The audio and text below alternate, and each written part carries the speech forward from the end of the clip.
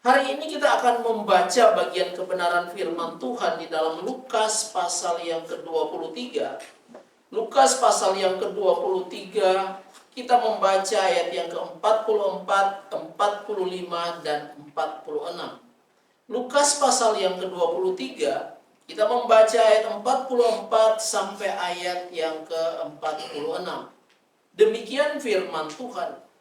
Ketika itu hari sudah kira-kira jam 12 dan kegelapan meliputi seluruh negeri itu sampai jam 3. Sebab matahari tidak bersinar. Tabir bait suci terkoyak menjadi dua. Lalu Yesus berseru dengan suara nyaring, "Ya Bapa, ke dalam tangan-Mu lah kuserahkan nyawaku." Sesudah berkata demikian, ia menghembuskan napas terakhir. Satu bagian kebenaran firman Tuhan yang kita akan kembali renungkan bersama-sama. Kita sudah mengikuti perjalanan salib mulai dari minggu ke minggu, sampai pada hari ini kita masuk di dalam puncak 7 kata penuh kuasa. Ketika berbicara tentang kuserahkan nyawaku, maka di dalam bagian ini kita bisa melihat penderitaan demi penderitaan yang terjadi di dalam diri Kristus. Penderitaan demi penderitaan yang digambarkan oleh kebenaran firman Tuhan yang dialami oleh Kristus, di mana setiap penderitaan itu harusnya menjadi bagian dari penderitaan kita, tetapi itulah yang Yesus lakukan. Dia menerima ketika dosa manusia ditimpahkan kepadanya. Maka waktu Yesus menerima sebagai korban penebus salah, di dalam Yesaya pasal 53 dikatakan, maka dia akan sangat menderita. Ketika Yesus menerima apa yang dikehendaki Allah terjadi di dalam diri dia, maka Alkitab menuliskan, dia akan sangat menderita kesakitan. Mengapa demikian? Itulah yang menjadi bagian dari kebenaran firman Tuhan yang kita lihat dari hari ke hari, minggu ke minggu, sampai pada hari ini. Maka di dalam penderitaan dan kematian Yesus Kristus digambarkan oleh firman Tuhan. Ketika itu hari sudah kira-kira jam 12, lalu kegelapan meliputi seluruh daerah itu sampai jam 3. Sebab matahari tidak bersinar dan tabir bait suci terbelah dua. Kalau berbicara tentang kegelapan meliputi, berbicara tentang matahari tidak bersinar, dan berbicara tentang tabir bait suci terbelah dua, maka inilah yang digambarkan oleh kebenaran firman Tuhan. Di dalam penderitaan Kristus di atas kayu salib, maka dikatakan bahwa dunia pun, sesuatu terjadi di dalam dunia, menunjukkan, menyatakan bahwa dunia melihat apa yang terjadi di dalam diri Kristus. Fenomena dunia yang digambarkan menjadi gelap, matahari tidak bersinar. Bagi kita itu adalah hal yang biasa. Tetapi ketika itu dituliskan di dalam kebenaran firman Tuhan, maka mau menunjukkan, menggambarkan kepada kita betapa tidak mudahnya yang dialami oleh anak domba Allah. Betapa tidak mudahnya penderitaan yang ditimpahkan kepadanya. Maka alam pun menunjukkan sesuatu kepada manusia. Alam pun memberikan sinyal sesuatu yang berbeda ketika anak Allah tergantung di atas kayu salib. Kemudian dikatakan bagaimana tabir bait suci terbelah dua. Maka di dalam penderitaan Kristus di atas kayu salib, ini menjadi satu bagian yang luar biasa digambarkan bahwa tabir bait suci terbelah dua. Di mana tabir bait suci itu menggambarkan apa? Sebuah tirai yang membatasi antara ruang kudus dan ruang maha kudus. Maka tidak ada seorang pun yang bisa masuk ke ruang maha kudus kalau bukan ditentukan pada waktu itu. Tetapi kita melihat pembatas yang begitu luar biasa antara manusia berdosa dengan Allah yang suci. Sekarang dikatakan terbelah menjadi dua. Memberikan gambaran manusia bisa datang kepada Allah. Manusia bisa datang bertemu dengan Tuhan. Manusia bisa datang menyampaikan apa yang terjadi di dalam kehidupannya.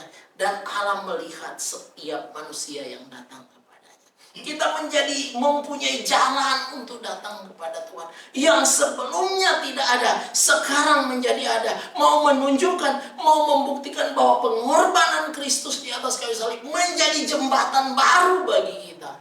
Maka Yesus sendiri mengatakan, akulah jalan itu. Tidak ada seorang pun dapat datang kepada Bapa kalau tidak melalui Kristus itu sendiri.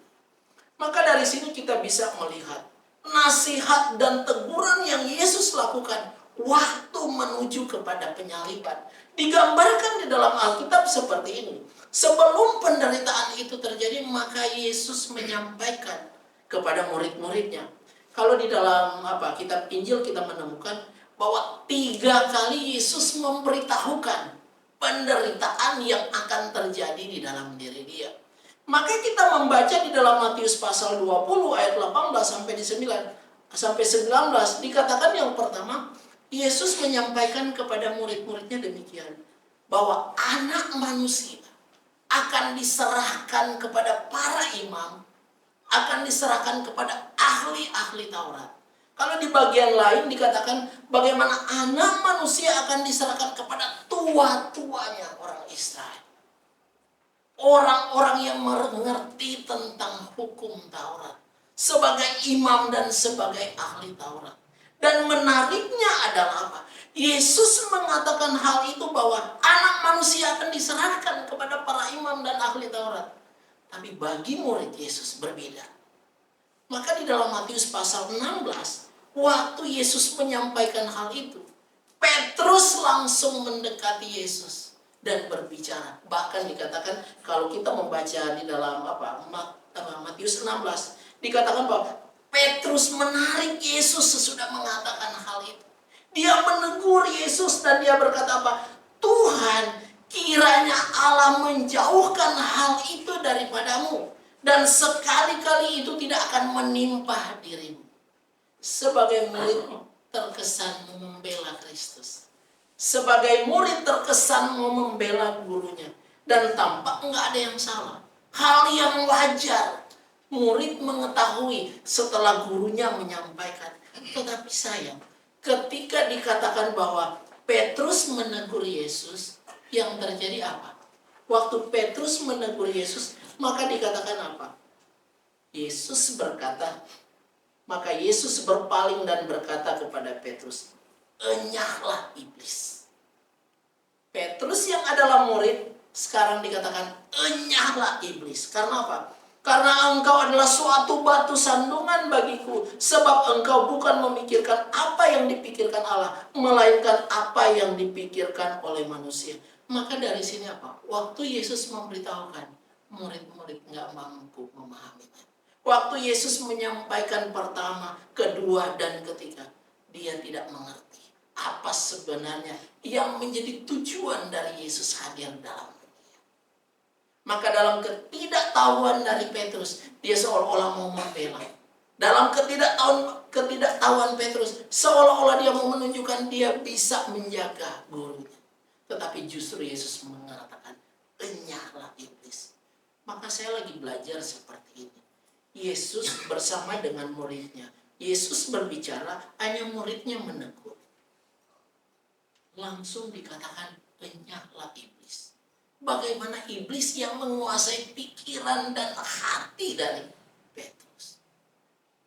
Sehingga Kristus menegur dia. Kalau kita sebagai orang yang percaya kepada Tuhan, kalau kita sebagai orang yang percaya bahwa Yesus itu adalah Tuhan dan Juru Selamat, seperti apa yang kita tunjukkan? Kita mungkin bilang Tuhan itu baik. Kita akan mungkin bilang Tuhan itu mau kalau kita beribadah. Mungkin kita juga akan mengatakan Tuhan itu beserta dengan kita. Kita juga mungkin mengatakan bahwa Tuhan menolong kita. Tetapi kita harus hati-hati dalam setiap perkataan kita. Tanpa baik yang kita sampaikan, tetapi Tuhan bukan melihat apa yang kita sampaikan, tetapi Tuhan mau melihat sejauh mana hatimu terpaut kepadanya. Karena apa? Orang yang bersama-sama dengan guru dikatakan iblis kok. Maka kalau orang Kristen saat ini, kalau dibilang iblis sama gurunya gimana? Sulit kita menerima. Tapi kenyataan, Petrus tak mampu memahami Kristus yang sedang menjalani perjalanan menuju salib. Petrus nggak mampu memahami sekalipun dia bersama-sama dengan Yesus. Maka orang yang percaya sekalipun beribadah kepada Tuhan belum tentu memahami kehendak dan ketetapan Tuhan. Maka ini menjadi perjuangan kita bersama. Kemudian sesudah Yesus mengatakan bahwa dia akan diserahkan kepada imam-imam untuk apa? Maka Alkitab mengatakan apa? Untuk menjatuhkan hukuman mati. Jadi orang Yahudi menyerahkan Yesus untuk dijatuhi hukuman mati. Tapi kita harus ingat, orang Yahudi itu ada sebuah larangan, jangan membunuh. Nggak boleh membunuh. Nah, untuk bisa membunuh siapa? Harus orang lain. Karena hukum Musa mengatakan tidak boleh membunuh. Tetapi dikatakan apa? Karena mereka begitu benci, mereka begitu dengki dengan Kristus, maka mereka menyerahkan supaya dia dibunuh. Dan Alkitab mencatat apa? Kemudian sesudah diserahkan kepada imam-imam untuk dibunuh, maka mereka juga menyerahkan kepada siapa? Mereka menyerahkan ke tangan orang-orang yang tidak mengenal Allah. Maka ketika berbicara tangan orang yang tidak mengenal Allah atau manusia yang tidak mengenal Allah, maka membunuh itu adalah hal yang biasa. Apalagi dalam bagian kebenaran firman Tuhan dikatakan apa? Mereka menyerahkan dia kepada orang-orang yang tidak mengenal Allah. Maka ketika Yesus diserahkan kepada orang-orang yang tidak mengenal Allah, Alkitab mencatat supaya apa? Supaya diolok-olokkan, supaya dia disesat, supaya dia disalibkan. Maka dari sini kita bisa belajar. Waktu Yesus menyampaikan dia akan diserahkan kepada para imam, dia akan diserahkan kepada manusia yang tidak mengenal Allah. Tetapi kita ingat, mereka bisa memperlakukan Yesus apa aja pada waktu itu. Tetapi Injil Yohanes mencatat, untuk menangkap Yesus aja nggak mudah. Untuk menangkap Yesus, kira-kira tentara-tentara itu mampu nggak menangkap Yesus?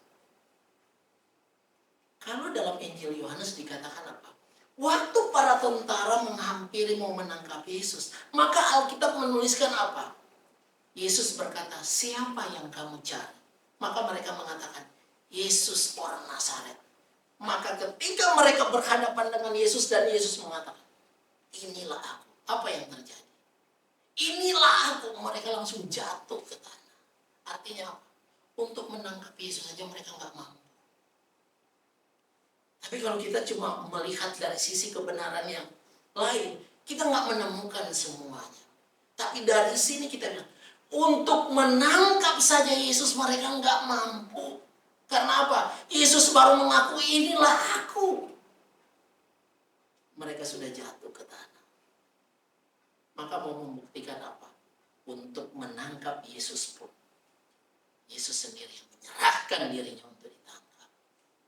Jadi bukan hebat dan kuatnya para tentara yang mau menangkap Yesus. Enggak ada kuatnya apa-apa.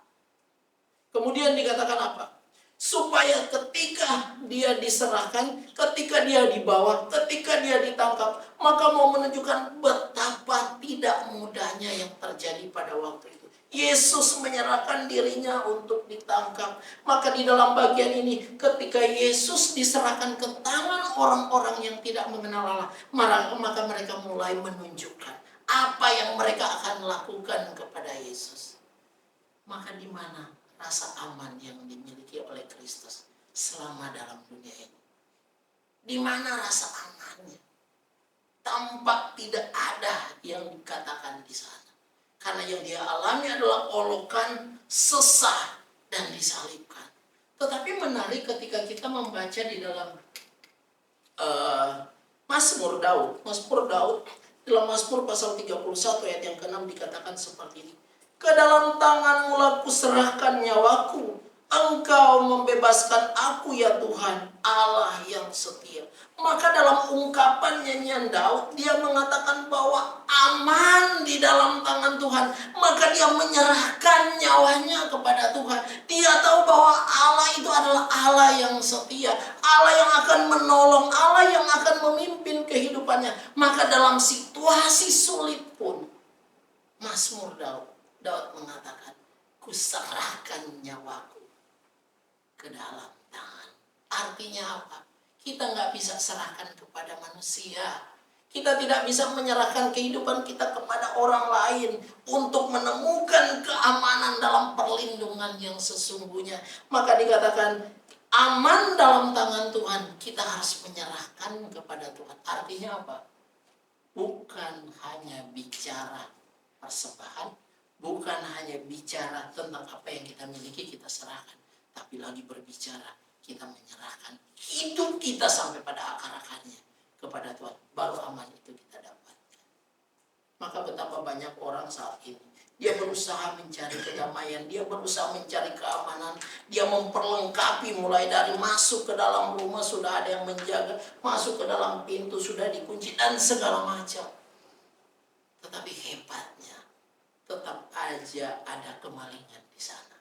Tetap aja ada yang hilang di sana. Bahkan yang gak enak, sudah terkunci punya harta banyak, hatinya gak tenang kalau istirahat. Karena memikirkan banyak hal di dalam dunia ini.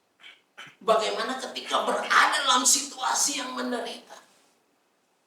Keamanan itu, ketika kita bisa menyerahkan hidup kita kepada Tuhan.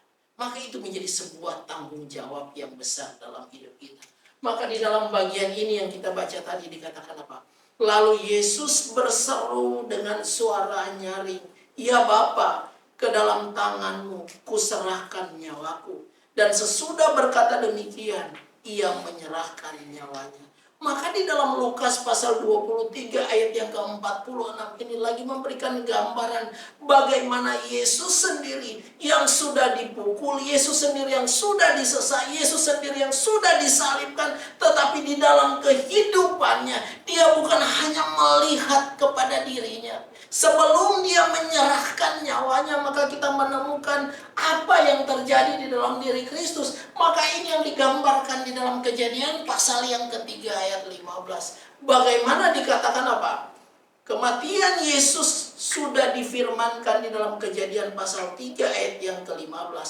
Aku akan mengadakan permusuhan antara engkau dan perempuan ini, dan antara keturunanmu dan keturunannya, dan keturunannya akan meremukkan kepalamu, dan engkau akan meremukkan tumitnya.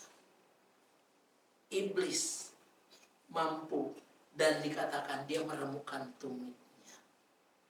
Tetapi dikatakan bahwa keturunannya akan meremukkan kepalanya. Memberikan gambaran apa? Sejak manusia jatuh ke dalam dosa, sejak saat itulah berita Injil sudah disampaikan.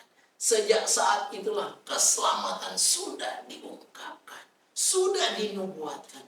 Tetapi butuh ribuan tahun untuk hal itu digenapi.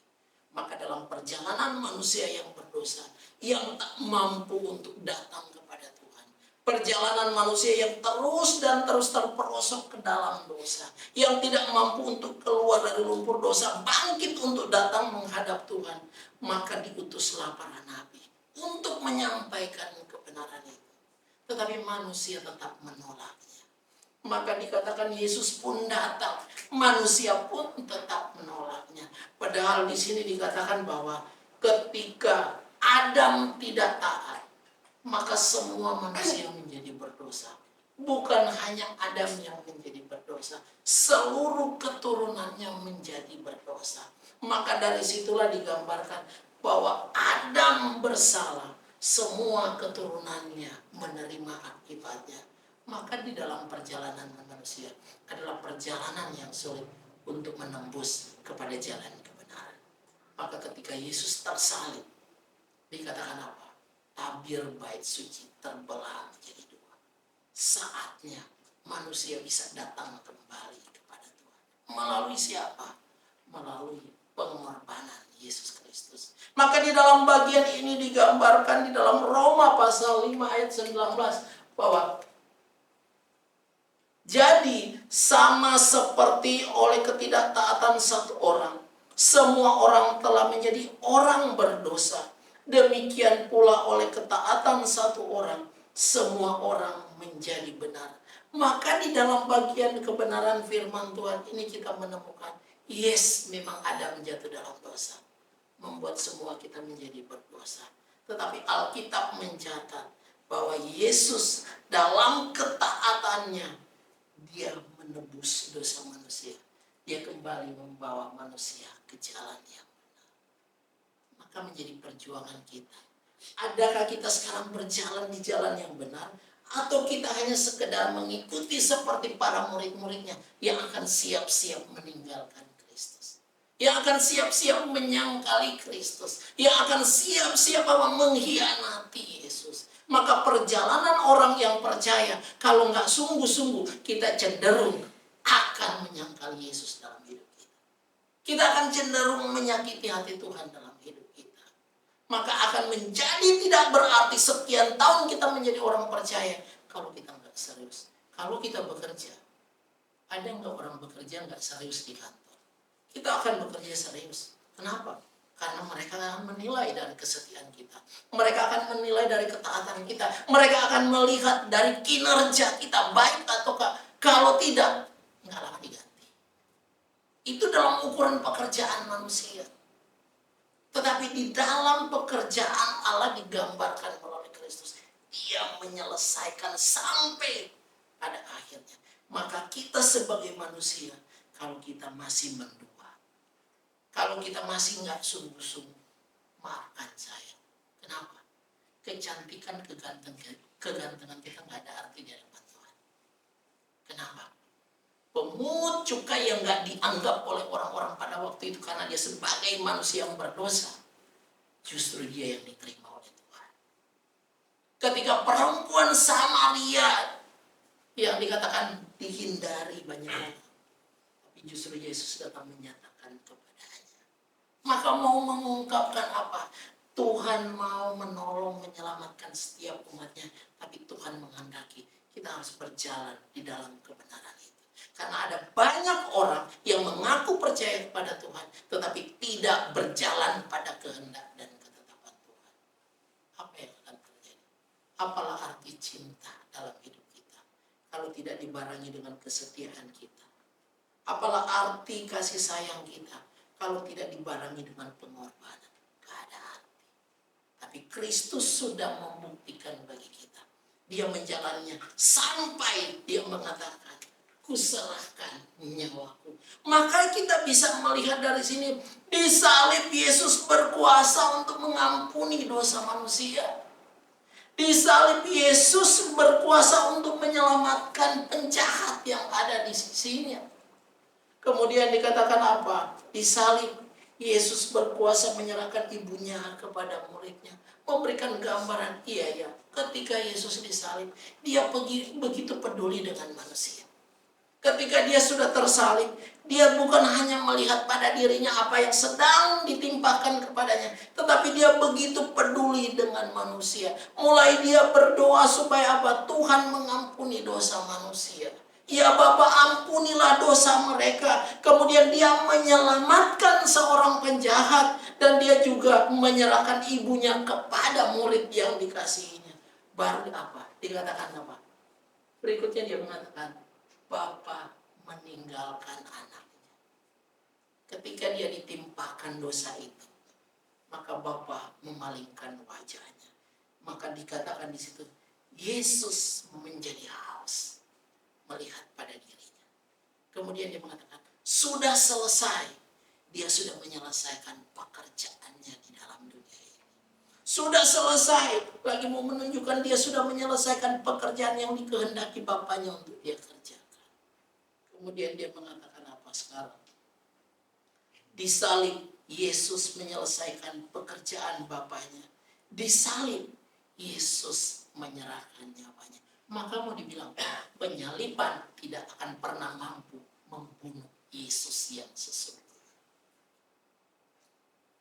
Disesah tidak akan pernah mampu membuat nyawanya hilang. Salib yang dia pikul tidak akan mampu membunuhnya. Maka dia mengatakan, aku akan diserahkan untuk apa?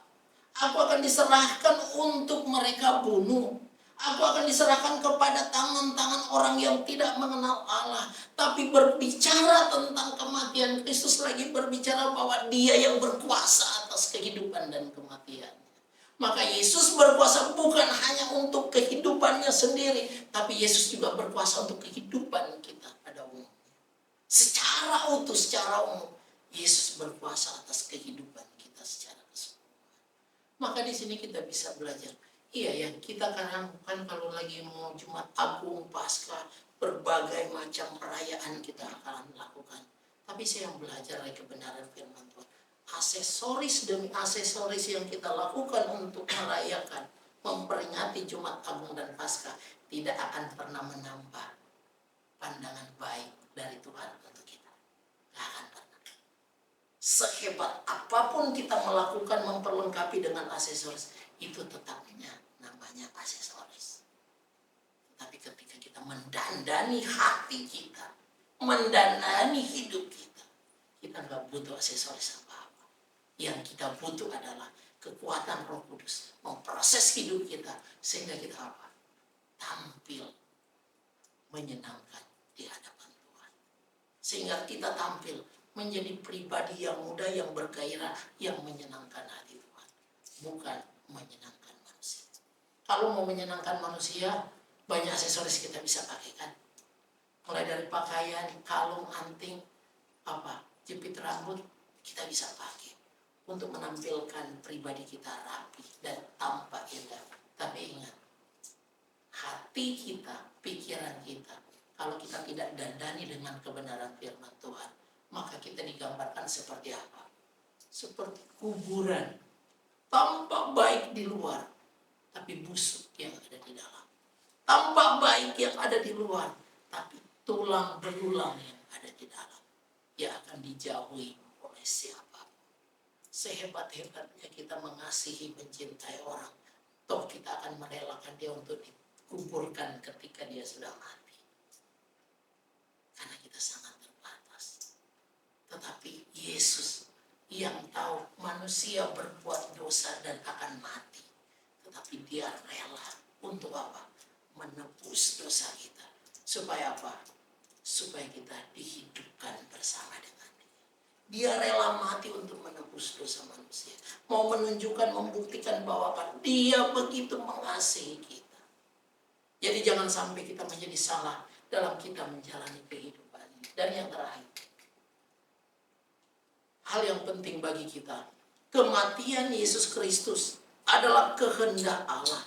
Maka kalau bicara kematian Yesus Kristus adalah kehendak Allah, maka baik ahli Taurat, baik para imam dan orang Yahudi, baik orang-orang yang mau menyesat, yang memukul, yang menggantung dia di atas kayu salib, itu hanya sebagai alat yang kecil yang sedang dipakai oleh Tuhan untuk membawa kepada kesempurnaan ketaatan Kristus yang sesungguhnya, untuk membawa kepada kesempurnaan ketetapan Allah yang akan terjadi bagi anak domba Allah.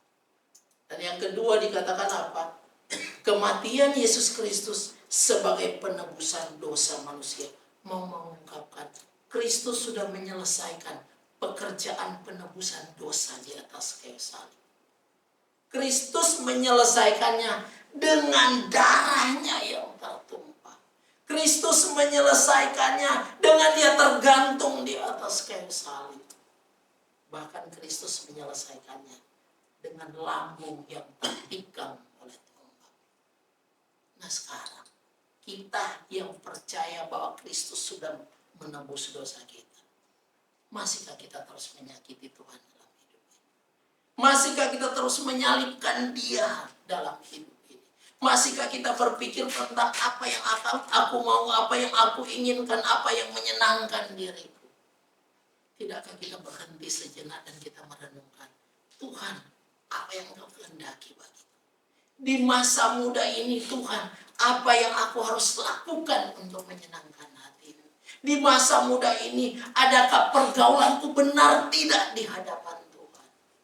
masa muda ini, adakah kita memberi semangat hidup kita, perjuangan kita untuk berkenan di hadapan Tuhan? Itu yang harus kita renungkan baik-baik. Kemudian, kematian Yesus Kristus adalah untuk membayar murka Allah bagi manusia. Artinya apa? Harusnya kita yang dimurkai, tetapi murka Allah ditimpakan kepada Kristus. Supaya apa? Supaya kita boleh beroleh hidup yang kekal. Dan yang berikut, kematian Yesus Kristus menyelamatkan manusia dari kutuk hukum Taurat. Mau mengingatkan kepada kita, perjalanan yang panjang yang Yesus jalani selama 33 tahun dalam dunia, tujuannya cuma satu: menyelamatkan manusia yang berdosa melalui perjalanan salib itu. Kristus ketika dia sudah nggak berdaya, sudah nggak bisa berbuat apa-apa, tampak dia lemah dan terbatas, maka satu-satunya yang dia lakukan adalah apa? Ya Bapa, kuserahkan nyawaku. Ya Bapa, kuserahkan nyawaku kepadamu. Artinya apa? Untuk mati pun dia sendiri yang menyerahkan nyawanya. Maka menjadi berbeda dengan kita, kematian kita saat ini. Kita bisa mati, yes. Kita bisa dibunuh, yes. Kapan saja kita bisa mati. Tapi ingat, kita nggak pernah tahu kapan kita mati. Siapa yang tahu besok dia mati? Coba angkat tangan. Ada yang tahu? Siapa yang tahu dia akan disesat, dipukuli, dan disalibkan? Ada yang tahu? Enggak. Tapi manusia Yesus, sebelum semua itu terjadi, dia sudah mengetahuinya. Maka hanya orang bodoh yang mengabaikan iman percayanya kepada Tuhan. Mulai dari kehidupan sampai pada kematiannya, dia sudah tahu apa yang terjadi dalam diri dia. Maka kemahatauan dia mau menunjukkan bahwa kita yang percaya pada Yesus Kristus sebagai Tuhan dan Juru Selamat, enggak ada yang sia-sia. Maka itu menjadi semangat kita, perjuangan kita menjalani hidup hari-hari yang kita jalani saat ini, untuk melihat bahwa apa? Yesus sudah menebus dosa kita. Yesus sudah menebus murka Allah. Saatnya bagi kita menjalani kehidupan ini dengan tetap percaya kepada Tuhan, menyerahkan hidup kita kepadanya, dan bertindak di dalam kebenaran firman Tuhan. Tuhan menolong kita, Tuhan memimpin kita.